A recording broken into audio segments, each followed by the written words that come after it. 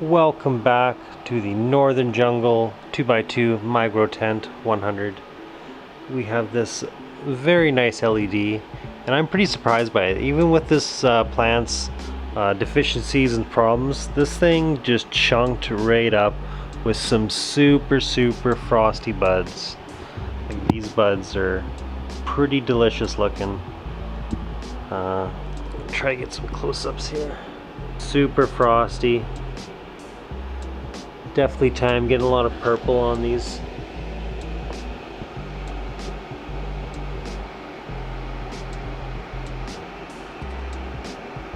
So it's been about 14-15 days flush for this girl, and it's time for her to come down. She's pretty much taken up this whole tent.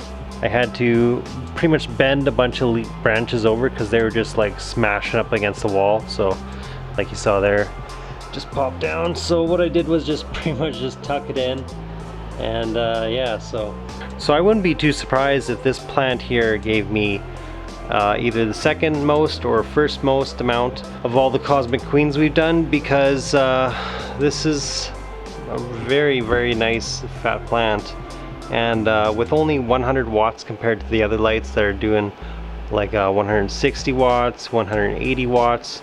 I think this has done really well. So let's take her out and see how she looks under the lights. Alright, we got the Micro 100 Cosmic Queen girl out here. And if you guys see, this thing is a beast compared to the other ones. Man, look at this. Crazy buds everywhere. I LST'd this thing a lot more than the others, and I think it paid off. Probably gonna get hoping for around 2 ounces with this one at least, and if it does, I think it'll be the highest yielding Cosmic Queen. And though it doesn't look really that beautiful without the leaves, you do a little close up here with the buds, some really nice looking buds, super triked out, got some nice purple tints to them. Very nice. Super frosty. I just took some high resolution pictures, and it shows that it's pretty much 10 to around 15-20% amber trichromes, so I think it's perfect time to take this girl down. I don't really think it could go much longer without any leaves. It's got some green, but I flushed her very good, so it should be some very tasty smoke. So we're gonna chop her down and start hanging her. Alright, we're back in the 4x8 Gorilla Grow tent, and we have this Cosmic Queen under the Grow Ant 480, and she is done too. She's got some very nice buds on her, looking beautiful. And I think we might also take down these ones here. They had a very slow go. I'm not sure how much longer they need, but I kind of don't really want them in here anymore, so I kind of might just take them down. So that's the plan for tonight. These girls are looking beautiful under these lights, but it's time to end their life. They're looking too tasty. I want to smoke them.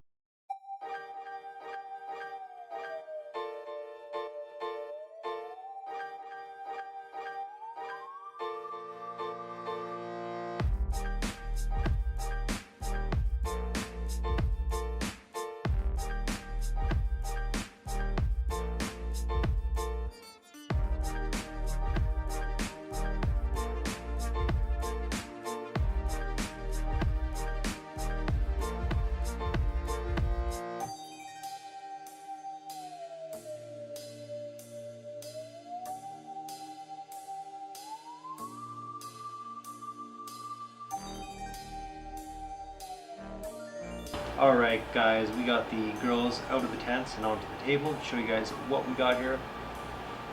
And as you can see, we got the two big beasts. We got this one from the Micro 100, and this one was, I think, under partly the P300 and the Grow Ant 480. And this one is definitely the tallest, and I think the thickest buds. Both of them are, I think, around day 75, around almost day 80. So they've been going for a while. I checked the trichromes. The trichromes on this one is about 10% amber to about 20% amber. And this one is about 40% amber. So this one's going to be definitely better for nighttime smoke. This is definitely going to be better for daytime smoke. What we're smoking on here is the Cosmic Queens that we chopped down about 10 days before, and they've been curing for about 3.5 days. But I must say, this is hands down the best autoflower I've grown and smoked out of all the autoflowers I've done. So I definitely highly recommend the Cosmic Queen by Mephisto Genetics. Though we did have some pH problems with some of them and some cold spells hitting them.